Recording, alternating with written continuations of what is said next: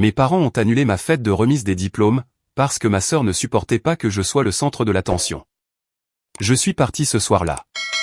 Des mois plus tard, je m'épanouissais à l'université, tandis que mes parents inventaient encore des histoires, pour expliquer mon départ. Tout a commencé un mardi, exactement 10 jours avant la remise des diplômes. Je rentrais de mon travail à l'épicerie, pour trouver maman assise à la table de la cuisine, avec cette expression sur le visage. Vous connaissez cette expression. Celle qui annonce une mauvaise nouvelle, mais qui veut vous faire croire que c'est raisonnable. Claire, chérie, il faut qu'on parle de la fête. Mon estomac s'est noué. Qu'y a-t-il avec la fête? Eh bien, ta sœur se sent vraiment mise à l'écart, ces derniers temps. Elle trouve que tout le monde en fête trop pour ton diplôme. Et honnêtement, ton père et moi en avons discuté, et nous pensons qu'elle a raison. Je l'ai dévisagée. Amber a 16 ans. Elle est en seconde. Qu'est-ce que ma remise de diplôme a à voir avec elle? Maman a soupiré, comme si j'étais difficile. Tu sais à quel point elle est sensible. Elle pleure dans sa chambre tous les soirs, parce qu'elle se sent invisible. On ne parle plus que de toi. Toi. Tes réussites, ton avenir, tes projets universitaires. Elle a l'impression que plus personne ne se soucie d'elle. Tout ça parce que je termine le lycée. Quelque chose qui n'arrive pourtant qu'une fois dans la vie d'une personne. Ne sois pas dramatique, Claire. Nous pensons juste qu'il serait préférable de repousser la fête. Peut-être de faire quelque chose de plus petit, de plus calme. Amber a suggéré que nous pourrions faire un dîner en famille. À la place. Juste nous 5. Ne serait-ce pas plus agréable? De toute façon, ce serait plus intime. Nous 5, maman, papa, Amber, moi, et mon petit frère, Ethan. Il avait 12 ans, et se fichait éperdument de tous ces drames, il voulait juste jouer à Fortnite, et manger des pizzas roulées. Tu veux annuler ma fête de diplôme, parce qu'Amber est vexée que les gens me félicitent, moi, plutôt qu'elle? Nous ne l'annulons pas.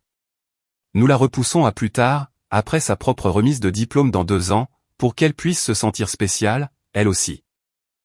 L'expression de maman s'est durcie. Tu te montres égoïste, en ce moment. C'est exactement de cela dont nous parlons.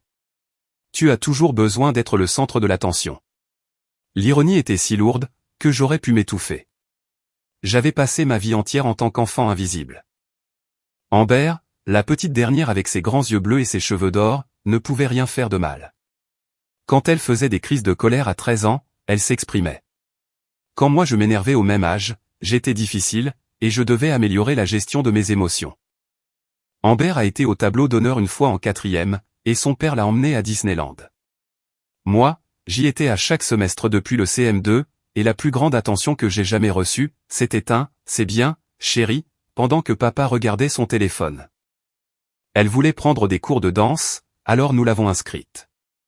Elle voulait un nouvel ordinateur portable, elle en a reçu un. Elle a décidé de jouer de la guitare, et 2 leçons plus tard, une guitare acoustique à 350 € trônait dans sa chambre. Moment où elle s'en est lassée, et a arrêté. Moi, j'avais travaillé depuis mes 17 ans pour m'acheter ma première voiture, une Honda Civic cabossée de 2009, avec une rayure sur la porte passager, et un lecteur cassette qui marchait à peine. Je payais mon propre carburant, mon assurance, et tout le reste. J'avais postulé à 12 universités, et avais été accepté dans 8 d'entre elles, y compris mon école préférée à travers le pays. J'avais obtenu une bourse partielle, basée sur mes notes et mes résultats au test. J'avais tout fait correctement. Et maintenant, il voulait annuler ma célébration, parce que ma sœur ne pouvait pas supporter 4 heures de félicitations qui m'étaient destinées. Je ne repousse pas ma fête, ai-je répondu calmement. Tu as déjà envoyé les invitations. Les gens ont déjà acheté des cadeaux. Tante Linda fait 4 heures de route pour venir ici. Nous appellerons tout le monde, et nous expliquerons. Ils comprendront. Je ne comprends pas. J'ai dit, Claire, tu dois faire preuve de plus de compréhension. Laisse Amber avoir la vedette pour une fois. Est-ce vraiment trop demandé? Quelque chose s'est brisé en moi. Pour une fois? Tu es sérieuse, là? Amber a eu la vedette toute ma vie. Absolument tout ce qu'elle a jamais voulu, elle l'a eu. Chacune de ses réussites est célébrée comme si elle avait gagné le prix Nobel, alors que les miennes sont ignorées. À moins qu'elle ne vous soit utile. Je sors diplômé avec mention, maman. Je vais à Stanford avec une bourse, et tu veux annuler ma fête, parce qu'Amber est jalouse. Ne hausse pas le ton avec moi. Et ne me traite pas comme si j'étais jetable. Papa est entré, toujours en tenue de travail, la cravate desserrée autour du cou. Pourquoi tous ces cris? Ta fille se montre déraisonnable à propos de la fête, a-t-elle fait remarquer.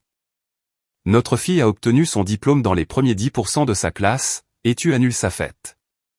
Je ne fais que dire les faits. Papa s'est massé le front. Écoute, Claire. Ta mère et moi avons déjà pris notre décision. Nous ferons un dîner en famille à la place. Amber a besoin de se sentir valorisée, elle aussi. En m'enlevant quelque chose à moi. En quoi cela a-t-il le moindre sens? Parce que tu as 19 ans maintenant. Tu es une adulte. Tu devrais être assez mature pour comprendre que, parfois, nous faisons des sacrifices pour la famille. Des sacrifices pour la famille, n'est-ce pas? Comme la façon dont vous avez sacrifié toute mon enfance, pour vous assurer qu'Amber se sente spéciale, à chaque seconde de chaque jour. Bien, me suis-je entendu dire. Annuler la fête. Maman a souri, sincèrement. Merci, ma chérie. Je savais que tu comprendrais, une fois que nous te l'aurions expliqué correctement. Je monte. J'ai marché vers ma chambre en pilote automatique, fermant et verrouillant la porte. Ensuite, j'ai sorti mon téléphone, et j'ai accédé à l'application bancaire. J'économisais de l'argent depuis mes 17 ans. Chaque boulot à l'épicerie, chaque cadeau d'anniversaire de mes grands-parents, et chaque euro que je pouvais grappiller. J'avais dit à mes parents que j'économisais pour l'université. C'était en partie vrai, mais en réalité, j'économisais pour mon indépendance. Le solde affichait 9 145 €. Ce n'était pas une fortune, mais c'était à moi. De l'argent qu'ils ne pouvaient ni toucher, ni saisir, ni utiliser pour me contrôler. J'ai attrapé mon ordinateur portable, et j'ai commencé à chercher des appartements près de Stanford. Le déménagement n'était prévu qu'en août, mais beaucoup de propriétés proposaient des baux d'été. Je pourrais travailler à temps plein pendant tout l'été, économiser plus d'argent, et m'installer confortablement avant le début des cours. Mon téléphone a vibré avec un texto de tante Linda. Je suis tellement impatiente pour ta fête la semaine prochaine. Je t'envoie ton cadeau de diplôme en avance, pour que tu puisses le dépenser en achat pour l'université. Je suis tellement fière de toi, chérie. Mes yeux ont piqué. J'ai cligné fort des paupières, et je lui ai répondu, en fait, la fête est annulée. Des histoires de famille. C'est long à raconter, mais j'aimerais quand même te voir, si tu veux qu'on prenne un café. Elle m'a appelé en urgence. Annulé? Claire, que s'est-il passé? Je lui ai tout raconté. Toute l'histoire a coulé, comme si je l'avais retenu pendant 19 ans, et que le barrage venait enfin de céder. La jalousie d'Amber, la manipulation de maman, le mépris total de papa pour mes sentiments, et ce schéma de favoritisme qui avait défini toute mon éducation. Tante Linda est restée silencieuse pendant un long moment. Fais ton sac, a-t-elle fini par dire. Tu viens rester avec moi, jusqu'à ton départ pour la fac. Tante Linda, je ne peux pas te demander ça. Tu ne me le demandes pas. C'est moi qui te le dis. Prends de quoi tenir plusieurs jours, et rejoins-moi au café de la rue Morrison, dans 90 minutes.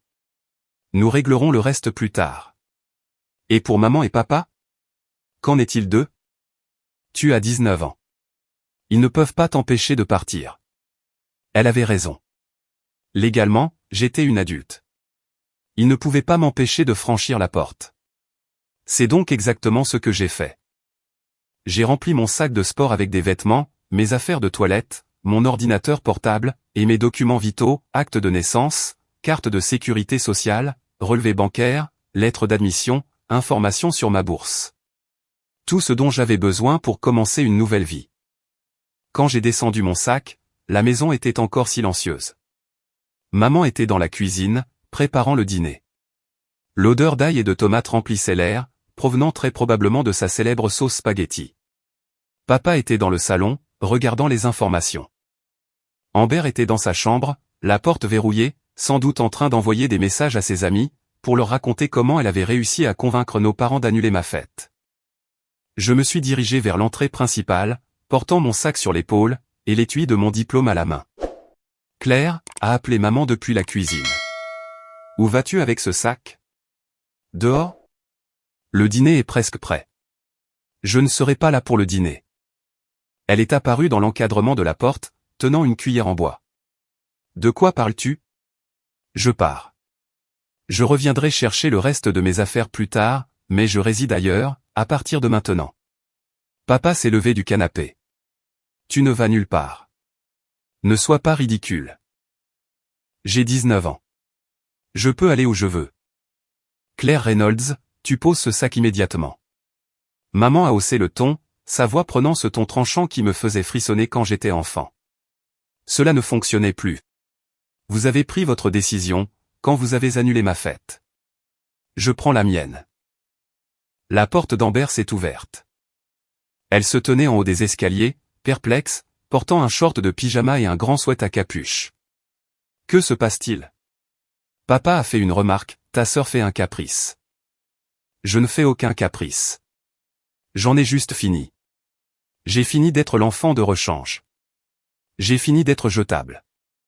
Arrêtez de faire semblant que nous sommes une famille normale, où les membres se soucient les uns des autres, plutôt que de se manipuler mutuellement.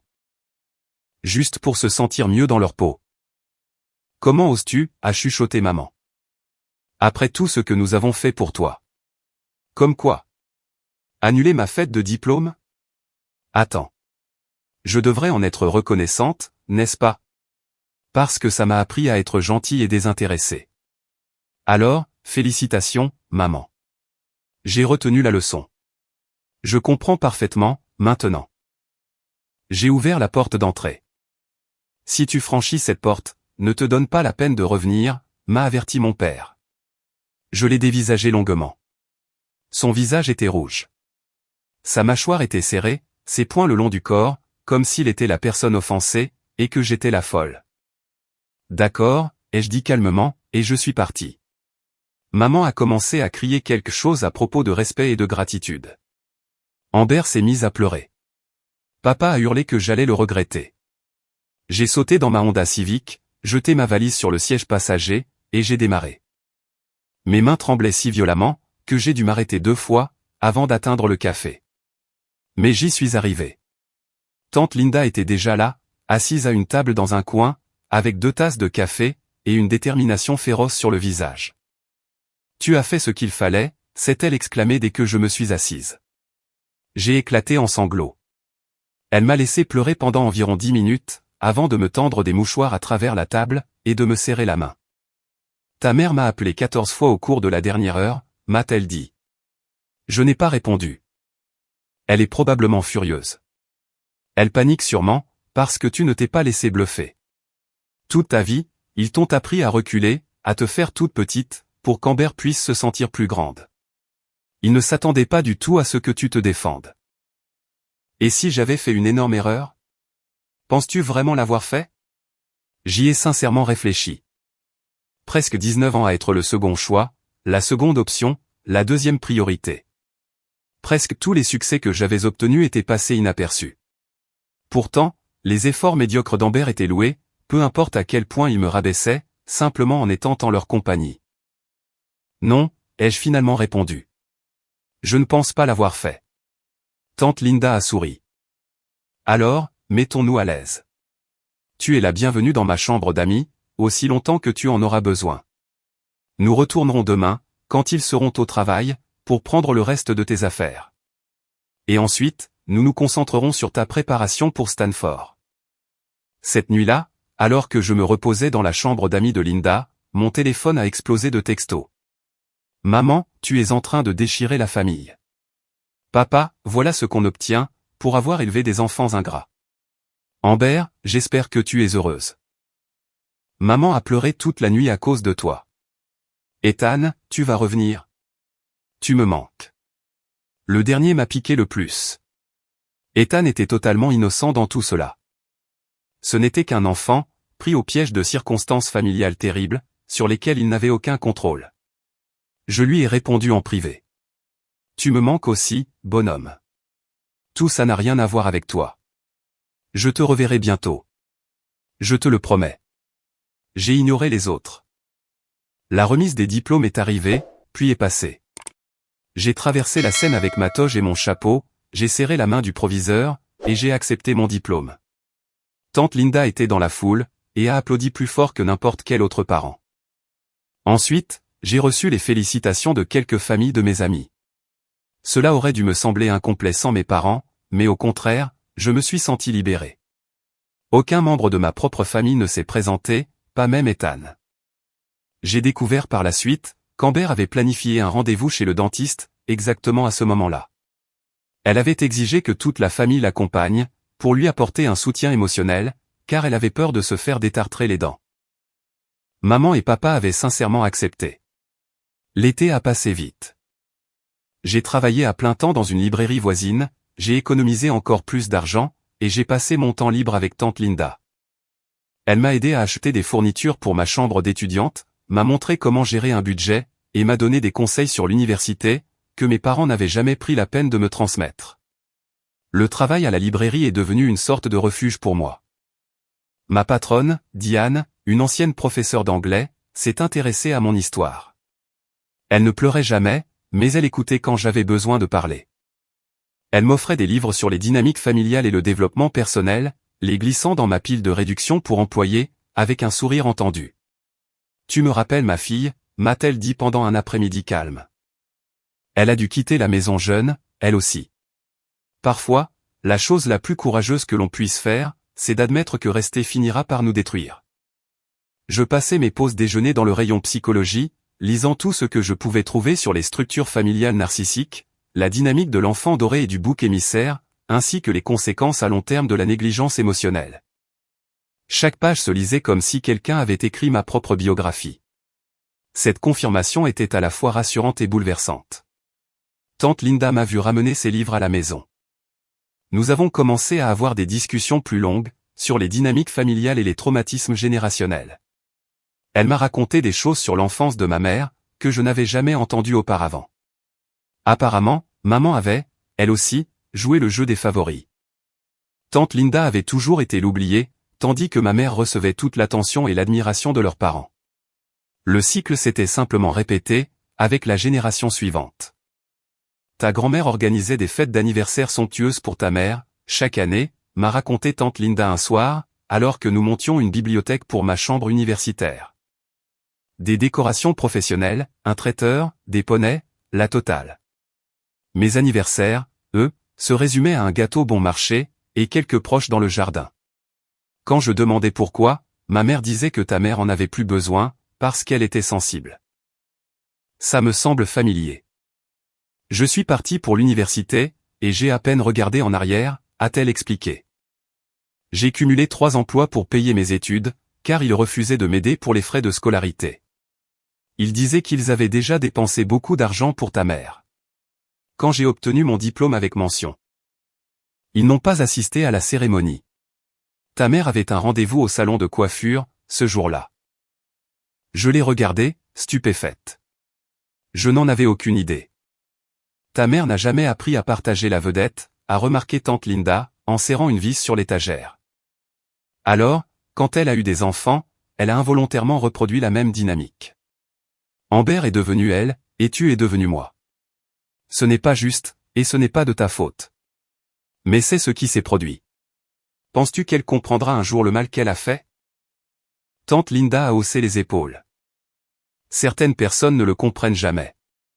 Elles sont trop absorbées par leur propre histoire, pour reconnaître les dommages qu'elles causent. J'ai fait la paix avec ça, il y a de nombreuses années. Ma mère est morte, en pensant toujours qu'elle avait été juste. Envers nous deux. Ta mère fera probablement la même chose. Le poids de cette révélation s'est abattu sur moi. Ce schéma ne se briserait peut-être jamais. Ma mère ne se réveillerait peut-être pas un jour, en réalisant ce qu'elle m'avait fait. Je risquais d'attendre des excuses qui ne viendraient jamais, d'espérer une reconnaissance qui n'arriverait jamais. Comment as-tu fait pour ne plus être en colère, ai-je demandé. Qui a dit que j'avais arrêté de l'être?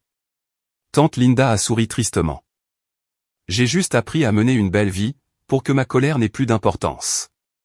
C'est tout ce que tu peux faire. Rends ta vie si riche et significative, que ceux qui t'ont blessé deviennent des notes de bas de page, plutôt que l'histoire principale. En août, j'ai déménagé en Californie. Stanford était tout ce que j'avais imaginé, et bien plus encore. Le campus était magnifique. Mes cours étaient difficiles, mais de la meilleure des manières. Et pour la première fois de ma vie, je me sentais à ma place. J'ai réussi à me faire des amis sans aucun effort. Sophie, ma colocataire, était une étudiante en informatique originaire de Seattle, avec un sens de l'humour féroce, et une addiction au café qui égalait la mienne. Nous veillions tard pour parler de tout et de rien. Et elle ne m'a jamais donné l'impression d'en faire trop, ou de ne pas en faire assez. J'ai rejoint des groupes, participé à des événements, et me suis consacré à mes études. La psychologie m'avait toujours intéressé, et maintenant, j'apprenais avec des professeurs, qui étaient de véritables experts dans leur domaine. Je m'épanouissais de manière que je n'aurais jamais pu imaginer, si j'étais resté chez moi. Mes parents ont essayé de me contacter quelques fois, pendant ces premiers mois. Ils m'envoyaient des messages maladroits pour me demander comment se passaient les cours, et des courriels avec des liens vers des choses qui pourraient m'intéresser, selon eux. Maman m'a envoyé un colis en octobre, avec des biscuits faits maison, et un mot qui disait « Tu nous manques ». Le colis est resté intact sur mon bureau pendant 2 jours, avant que je ne regarde à l'intérieur. Mes biscuits préférés étaient ceux aux pépites de chocolat et aux noix, qu'elle préparait autrefois, lors des grandes occasions. Il y avait aussi un sweat Stanford tout neuf, avec les étiquettes encore attachées, ainsi qu'une photo encadrée de notre famille, datant d'il y a 6 ans. J'ai fixé la photo pendant un long moment. Nous étions à la plage, tous les 5 souriants pour la photo. Ethan n'était qu'un petit garçon, avec ses dents de devant manquantes. Amber semblait vraiment joyeuse, comme si elle ne faisait pas semblant pour qui que ce soit. Moi, j'avais 14 ans, espérant encore que les choses s'arrangeraient. Sophie m'a trouvé assise par terre, tenant la photo sur mes genoux. « Ça va ? » ? Je ne sais pas. Ils ont envoyé ses affaires, et une partie de moi a envie d'appeler pour les remercier. Une autre partie veut tout jeter. Et une troisième partie est triste, parce que quand je regarde cette image, je n'arrive pas à me souvenir de la dernière fois où nous avons été heureux ensemble. Elle s'est assise à côté de moi, et a dit, « Tu veux savoir ce que je pense ? » Ouais. Je crois que faire son deuil, c'est difficile. Tu peux pleurer la famille que tu aurais aimé avoir, tout en te protégeant de la famille que tu as réellement. Ces 2 choses peuvent coexister.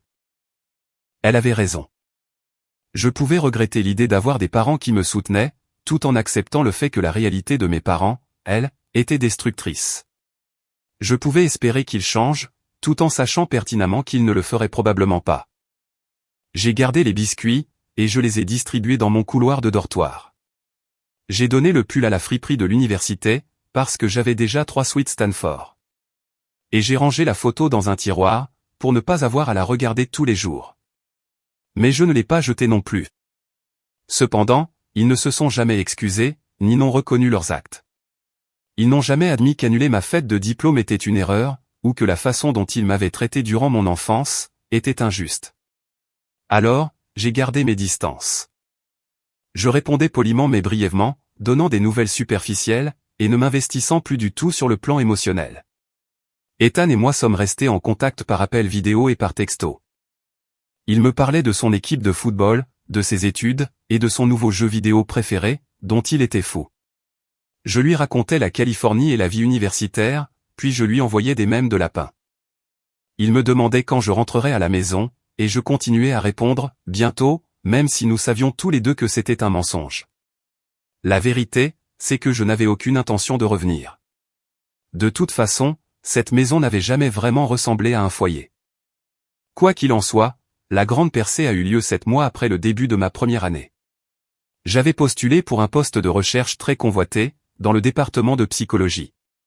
Un poste normalement réservé aux étudiants de cycle supérieur. C'était un pari risqué, mais mon conseiller pédagogique m'avait poussé à essayer. Et je l'ai obtenu. Non seulement j'ai eu le poste, mais le professeur a été particulièrement impressionné par ma lettre de motivation, et par mes réflexions sur les dynamiques familiales précoces, et leurs conséquences psychologiques à long terme. Mon expérience personnelle semblait avoir une certaine valeur, dans le milieu universitaire. Ce poste de recherche incluait une bourse. Ce n'était pas énorme, mais suffisant pour payer mes livres, et quelques frais de subsistance. Plus important encore, il apportait du prestige. Obtenir ce poste en tant qu'étudiante de première année, c'était presque du jamais vu, et cela faisait très bien sur un CV. Je travaillais dans un véritable laboratoire de psychologie, effectuant des recherches sérieuses pour un article, qui serait éventuellement publié dans une revue universitaire. Mon nom apparaîtrait sur cette publication. À 20 ans, j'accumulais déjà des qualifications, qui me prépareraient pour la suite de mes études supérieures, et pour d'autres opportunités. J'ai publié un modeste message sur les réseaux sociaux, incluant une photo de moi dans le laboratoire, portant un badge visiteur et tenant un porte-bloc. Je suis ravi de commencer mon poste de recherche en psychologie du développement. Les rêves deviennent vraiment réalité. La réponse a été stupéfiante. Des amis du lycée m'ont félicité. Des professeurs de mon département ont laissé des commentaires encourageants. Même des gens que je connaissais à peine m'ont envoyé des mots de soutien. Madame Carter, ma professeure d'anglais au lycée, a fait l'observation la plus marquante. Cependant, j'ai toujours senti que tu étais destinée à accomplir de grandes choses, Claire. Je suis vraiment heureuse de te voir réussir. J'ai pris une capture d'écran du commentaire, et je l'ai envoyé à tante Linda. Elle a répondu avec environ 15 émojis en forme de cœur. Ce à quoi je ne m'attendais pas, c'était le silence de mes proches. Aucun « j'aime », aucun commentaire, rien. Même Ethan, qui réagissait généralement à tout ce que je publiais, est resté silencieux. J'ai découvert plus tard qu'Amber avait créé une discussion de groupe familial, uniquement pour critiquer mon article. Elle disait que je cherchais à attirer l'attention, et que je leur frottais ma réussite sous le nez. Apparemment, elle avait persuadé tout le monde de l'ignorer, dans un effort collectif. Cette mesquinerie aurait été amusante, si elle n'avait pas été si tragique. Mes amis et mes professeurs avaient laissé 67 commentaires et « j'aime ». Tante Linda l'avait partagé, avec une remarque expliquant à quel point elle était fière. Je n'y ai plus vraiment pensé, jusqu'à ce que mon téléphone sonne 3 jours plus tard. Le nom de maman s'est affiché sur l'écran. J'ai failli ne pas répondre, mais la curiosité a pris le dessus. Allô, Claire. Salut. Comment vas-tu? Sa voix était trop joyeuse. C'était le ton qu'elle prenait, quand elle voulait quelque chose. Je vais bien. Je suis occupé avec les cours. J'ai vu ta publication concernant la recherche. C'est fantastique, chérie. Très impressionnant. Merci. Écoute. Je me demandais si tu pouvais rentrer à la maison, pour les vacances de printemps. Ça fait longtemps qu'on ne t'a pas vu. Tu manques vraiment à Amber. J'en doutais fortement, mais je n'ai pas protesté. J'ai l'intention de rester ici pendant les vacances. J'ai du travail. Tu pourrais sûrement prendre quelques jours de congé. Nous adorerions te voir, et tu pourrais nous parler de tes études et de ton poste de recherche. Je suis sûr que tout le monde serait très impatient d'en apprendre plus à ce sujet. Et voilà. Tout le monde, y compris la famille élargie, les amis de l'église, et les voisins. Ils pourraient se vanter auprès des autres, des études importantes de leur fille à Stanford. Maintenant que j'avais quelque chose d'exceptionnel à montrer, ils voulaient que je rentre à la maison. J'y réfléchirai, ai-je menti. Super. Je vais faire des projets pour t'accueillir. Oh, Claire, ton père et moi discutions, et nous aimerions nous rattraper envers toi. Nous comprenons que nous avons peut-être mal géré la célébration de ta remise de diplôme. Nous avons pensé t'organiser une fête en retard. Pendant que tu serais à la maison. Inviter tout le monde, en faire un événement vraiment spécial. Peut-être mal géré. C'était ce qui se rapprochait le plus d'une excuse, que je recevrai jamais. J'ai répondu, je vais y réfléchir. Je dois y aller. J'ai cours. J'ai raccroché avant qu'elle ne puisse répliquer. Sophie a levé les yeux de son ordinateur portable. Laisse-moi deviner, la famille. Ma mère veut que je rentre pour les vacances de printemps. Ils veulent m'organiser une fête, et me montrer à tout le monde, maintenant que j'ai quelque chose qui vaut la peine de se vanter. Tu as l'intention d'y aller? Absolument pas, elle a souri. Bien. Nous partons au Mexique avec Lily et Anna. J'ai déjà acheté mes billets d'avion. Tu viens avec nous. Et juste comme ça, les vacances de printemps étaient planifiées. 4 étudiantes, un complexe hôtelier abordable, et aucun stress familial pendant une semaine. C'était parfait. Le Mexique était exactement ce dont j'avais besoin. Nous passions nos matinées à la plage, nos après-midi à visiter les marchés locaux, et nos nuits à essayer différents restaurants. Nous rions si fort, que nous en avions mal au ventre. Lily nous a appris des phrases de base en espagnol, que nous massacrions pour la plupart, horriblement. Anna nous entraînait vers la moindre opportunité de photos qu'elle trouvait, créant toute une esthétique Instagram autour de nos vacances. Le troisième soir, nous nous sommes retrouvés dans une petite taverne, avec de la musique live. Le groupe interprétait des chansons américaines avec une touche latine, et leur enthousiasme était contagieux. Nous avons dansé jusqu'à en avoir mal aux pieds. Nous avons bu des cocktails fruités, qui étaient bien plus forts qu'ils n'en avaient l'air. Et nous avons discuté de nos objectifs futurs. Je veux ouvrir mon propre cabinet, un jour, leur ai-je dit, en criant pour couvrir la musique. Aider les enfants qui ont grandi comme moi, et m'assurer qu'ils comprennent que ce n'est pas de leur faute. Sophie a levé son verre. Au docteur Claire Reynolds, future thérapeute, et destructrice de systèmes familiaux toxiques. Nous avons bu à cela, aux avenirs que nous nous construisions, et aux vies qui n'appartenaient qu'à nous. J'ai partagé des photos du Mexique sur les réseaux sociaux. On y voyait des couchers de soleil sur la plage, des boissons fruitées, des rires entre amis, et moi, vivant ma meilleure vie, sans eux. Maman a laissé plusieurs messages vocaux, demandant pourquoi je n'étais pas rentré. Papa m'a envoyé un texto très dur, suggérant que j'étais impoli. Amber, de manière surprenante, n'a rien dit du tout. Cela aurait dû être mon premier signal d'alarme.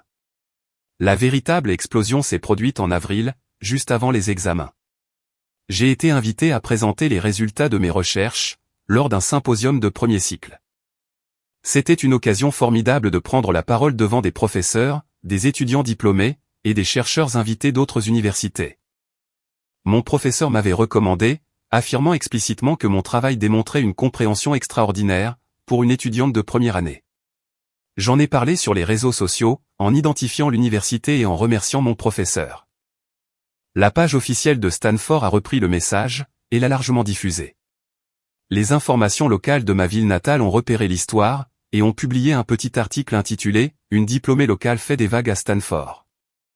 Cet article contenait des détails sur mes études, ma bourse, mon poste au laboratoire, ainsi que des remarques de mon professeur, concernant mes chances d'entrer en cycle supérieur, et de poursuivre une carrière en psychologie.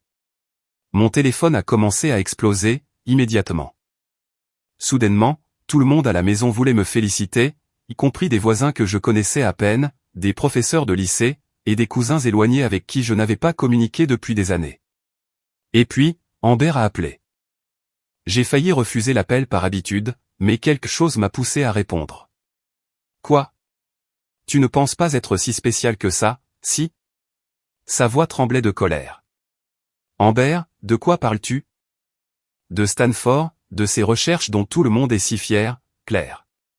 Sais-tu ce que c'est que de vivre ici?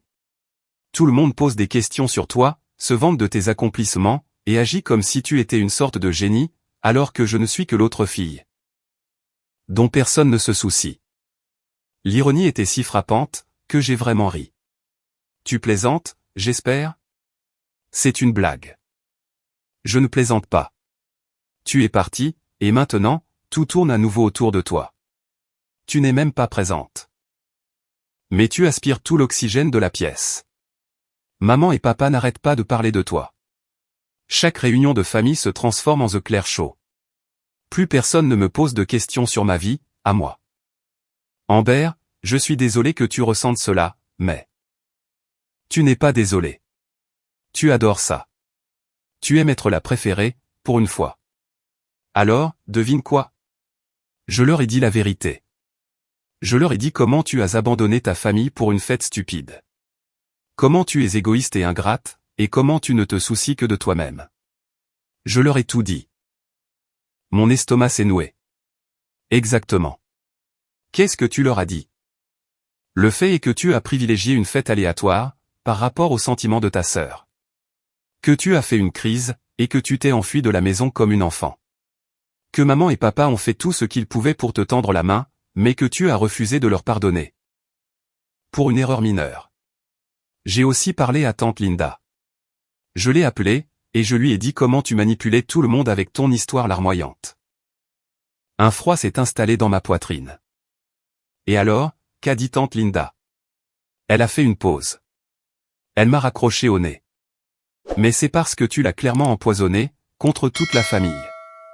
Ou peut-être, c'est parce qu'elle sait que tu mens. Je ne mens pas. Vous nous avez abandonnés. J'ai démissionné, après 19 ans à être traité comme si je ne comptais pas. Il y a une différence. Oh mon Dieu, tu es tellement théâtral. Nous t'avons bien traité. Mieux que bien. Nous t'avons tout donné. J'ai tout obtenu, les jeux corrigés. J'ai mérité tout ce que j'ai. Il y a une distinction là aussi, mais je ne m'attends pas à ce que tu la saisisses. Tout le monde te reconnaît maintenant pour ce que tu es vraiment. Le coup de l'enfant parfait en or ne fonctionne plus. C'est ce que tu crois? Que c'est une comédie? Je me sentais inhabituellement calme, presque détaché, comme si je regardais quelqu'un d'autre avoir cette conversation. Amber, j'ai passé toute ma vie à te regarder être glorifié pour avoir accompli le strict minimum, alors que je devais être irréprochable, simplement pour être reconnu. Et quand j'ai enfin fait quelque chose qui méritait d'être célébré, on me l'a enlevé. Parce que tu ne pouvais pas supporter 4 heures sans être le centre de l'attention. Alors oui, je suis parti, et je me suis construit une vie sans aucun de vous. Et je suis plus heureuse aujourd'hui, que je ne l'ai jamais été. Ce n'est pas une comédie. C'est simplement moi. Enfin capable d'exister, sans devoir continuellement me réduire, pour ton propre bénéfice. T'es qu'une. J'en ai fini avec cette conversation. Ne m'appelle plus jamais. J'ai raccroché, et j'ai immédiatement appelé tante Linda. Elle a décroché dès la première sonnerie. J'allais justement t'appeler, a-t-elle expliqué. Amber vient de péter un plomb contre moi. Elle t'a appelé? Oh, chérie. Elle a fait bien plus que passer un appel. Elle a débarqué chez moi en hurlant. Elle criait que j'avais détruit sa famille, en t'encourageant à partir. Ta mère était avec elle. Mon sang s'est glacé. Maman était là. Elles m'ont tendu une embuscade après ma promenade matinale, a expliqué tante Linda. Elles ont commencé à vociférer, sur la façon dont je t'avais monté contre eux. Tu étais devenu un monstre ingrat, qui se croyait trop bien pour sa propre famille. Amber était vraiment frénétique. Elle sanglotait, hurlait, et disait des choses affreuses sur toi. Je suis tellement désolé que tu aies dû subir ça. Ne t'excuse pas, sais-tu ce qui s'est passé ensuite? Ta mère a commencé à être d'accord avec elle. Elle lui disait qu'elle avait raison, que tu avais toujours été égoïste et difficile, et qu'ils auraient dû être plus sévères avec toi pendant ton enfance.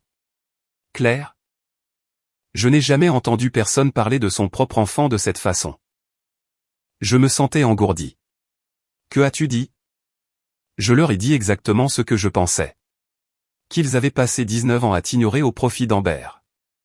Qu'ils avaient provoqué tout ce gâchis, en annulant ta fête de diplôme par pure méchanceté.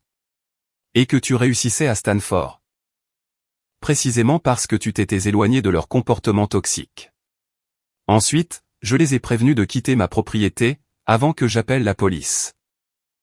Sont-elles finalement parties? Oui, mais pas avant qu'Amber ne fasse une crise de nerfs monumentale. Elle s'est mise à crier que tu lui avais volé sa vie. Que tout aurait dû lui revenir à elle, et qu'il était injuste que tu puisses avoir du succès. Pendant qu'elle était coincée à la maison en étant moyenne. Ta mère n'a même pas essayé de la calmer. Elle est juste restée là, acquiesçant à tout ce que disait Amber. Et pour papa? Il était dans la voiture. Il n'en est même jamais sorti. Il est resté assis là comme un lâche, pendant que sa femme et ses enfants me harcelaient, sur mon propre pas de porte. Je me suis laissé tomber sur mon lit, le téléphone collé à l'oreille. C'est de la folie. C'est la réalité, a remarqué tante Linda doucement. C'est ce qu'ils sont vraiment, Claire. Et franchement, je crois qu'Amber t'a rendu service. Elle t'a prouvé que, peu importe ce que tu fais, ou à quel point tu réussis, ils ne seront jamais heureux pour toi. Ils trouveront toujours un moyen de tout ramener à eux, de minimiser tes accomplissements. Et de te punir pour avoir osé éclipser Amber. Tu avais besoin de voir ça clairement. Elle avait raison, mais ça faisait quand même mal. Le problème avec les familles dysfonctionnelles, c'est que l'on garde constamment l'espoir qu'elles changent. On espère qu'un jour, ils se réveilleront, comprendront ce qu'ils ont fait, s'excuseront, et que tout ira bien. On maintient cet espoir en vie, même quand toutes les preuves suggèrent qu'il est inutile. L'effondrement d'Amber a complètement détruit cette illusion. Au cours des jours suivants, l'ampleur de ses actions est devenue évidente. Elle était allée sur les réseaux sociaux, et avait écrit un long message décousu, racontant comment j'avais abandonné ma famille, et comment je me comportais maintenant avec supériorité, parce que j'allais à Stanford. Elle affirmait que j'avais rompu toute communication avec eux sans aucune raison, que je refusais de rentrer à la maison pour les vacances, et que j'étais trop bien pour ma propre famille. Bien sûr, elle avait astucieusement omis la partie sur l'annulation de ma fête de diplôme, les années de favoritisme et d'abus, ainsi que tout le contexte qui aurait expliqué pourquoi j'avais pris de telles décisions. Le message a pris de l'ampleur dans notre ville natale. Des gens qui ne connaissaient pas la situation dans son ensemble ont commencé à me critiquer, me qualifiant d'ingrate et d'arrogante. D'anciens camarades de classe, qui ne m'avaient jamais aimé, en ont rajouté. Cependant, quelque chose d'inattendu s'est produit. D'autres personnes ont commencé à prendre la parole.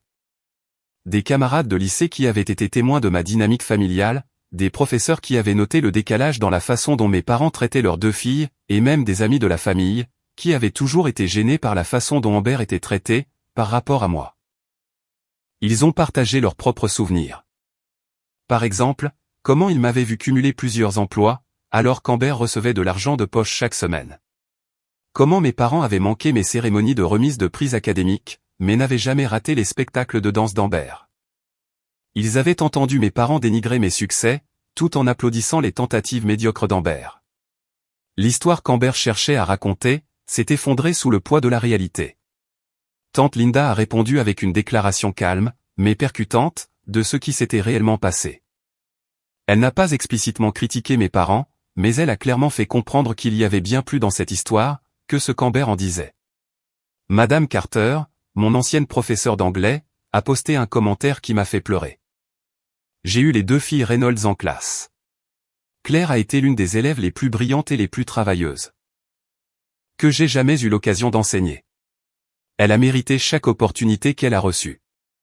Je ne suis pas choqué qu'elle réussisse à Stanford. Je suis choqué qu'elle ait supporté le comportement de sa famille, pendant si longtemps. Le vent a tourné lentement, mais il a bel et bien tourné. La publication d'Amber a été supprimée, dans les 72 heures. J'ai appris par Ethan, qu'elle avait eu une énorme dispute avec maman à propos de tout cet incident, hurlant que tout le monde se retournait contre elle, et que c'était de ma faute. Maman a essayé de m'appeler. Je n'ai pas répondu. Papa a envoyé un email. Je ne l'ai pas lu. Amber a envoyé un SMS vers 2 heures du matin, j'espère que tu es satisfaite. Tu as dévasté cette famille. J'ai bloqué son numéro, et je me suis rendormi. Les examens finaux sont arrivés, puis sont passés. J'ai réussi toutes mes épreuves, j'ai obtenu une moyenne de 3,98 lors de ma première année, et on m'a proposé de revenir au laboratoire de recherche pour un travail rémunéré. Pendant l'été, mon professeur discutait déjà de recommandations pour le cycle supérieur, et de futurs programmes de doctorat. J'avais 20 ans, avec un avenir brillant et prometteur devant moi. L'été est arrivé. Je suis resté en Californie pour travailler au laboratoire, et suivre un cours d'été. Sophie et moi avons trouvé un appartement en dehors du campus, pour l'année universitaire à venir. C'était petit et assez cher, mais c'était à nous. Tante Linda est venue me rendre visite en juillet. Nous avons passé une semaine à visiter San Francisco, à faire des randonnées dans les Muirwoods, et à manger de délicieux repas. Elle a rencontré mes amis, vu le laboratoire, et assisté à l'une de mes conférences d'été. Tes parents sont passés à côté d'une fille incroyable, m'a-t-elle dit un soir, pendant le dîner. C'est leur perte, pas la tienne. Penses-tu qu'ils le comprendront un jour, ai-je demandé. Elle a longuement réfléchi à la question. Honnêtement, je n'en sais rien. Certaines personnes sont trop fières, pour avouer leurs erreurs. Et même s'ils le font, Claire, tu n'es pas obligé de leur pardonner. Tu ne leur dois aucune relation. Tu ne leur dois rien. Je les regardais en silence, alors qu'elle poursuivait. Je croyais autrefois que la famille devait être inconditionnelle. Que quoi qu'il arrive, on était censé régler les choses, et rester ensemble. Les familles sont censées fournir un amour et un soutien inconditionnel. Cependant, ce que tes parents t'ont offert, ce n'était pas de l'amour. C'était une permission conditionnelle, qui dépendait de ta capacité à les faire bien paraître, sans faire d'ombre à Amber. Ça, ce n'est pas une famille. C'est de la manipulation. Nous sommes rentrés dans la ville de tante Linda en août. J'avais besoin de récupérer quelques affaires dans un garde-meubles, des choses que j'avais laissées derrière moi, en déménageant en Californie. Nous avons méticuleusement planifié ce court séjour, en le synchronisant avec les heures de travail de mes parents, et le programme d'été d'Amber. Ethan nous a accueillis là-bas. Il avait 13 ans maintenant, il était plus grand, plus dégingandé, et sa voix commençait à muer. Il m'a embrassé si fort, que je pouvais à peine respirer. « Tu m'as tellement manqué », a-t-il murmuré contre mon épaule. « Tu m'as manqué aussi, bonhomme. » Nous avons déjeuné ensemble, juste tous les trois. Ethan a parlé sans arrêt de tout ce que j'avais manqué, y compris son équipe de football, ses nouveaux amis, et les livres qu'il avait lus. Il n'a pas dit grand-chose sur nos parents, ce qui m'a dit tout ce que j'avais besoin de savoir sur la situation à la maison. « Est-ce que tu reviendras un jour ?» a-t-il fini par demander, en remuant ses frites dans son assiette.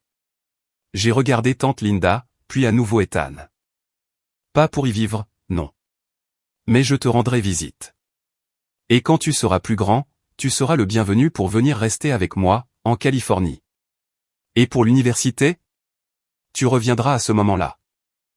Ethan, je ne pense pas que je me réinstallerai un jour ici, de façon permanente. Cet endroit ne ressemble plus à une maison pour moi. » Son expression s'est assombrie, mais il a hoché la tête. « Je comprends. J'ai entendu ce qui s'est passé pour ta fête de diplôme. Ce n'était pas normal. » « Qui t'a raconté ça ? » ?»« C'est moi, » a ajouté tante Linda. Il méritait de connaître la vérité, parce que tout le monde ment à ce sujet. J'ai serré sa main à travers la table. « Rien de tout cela n'est de ta responsabilité, d'accord ? Cela n'affecte en rien mes sentiments pour toi. Tu es mon frère. Je t'adore. Ça ne changera jamais. Même si je suis lié à eux, a-t-il demandé. Surtout parce que tu es lié à eux. Il faut bien que quelqu'un tourne normal dans notre famille.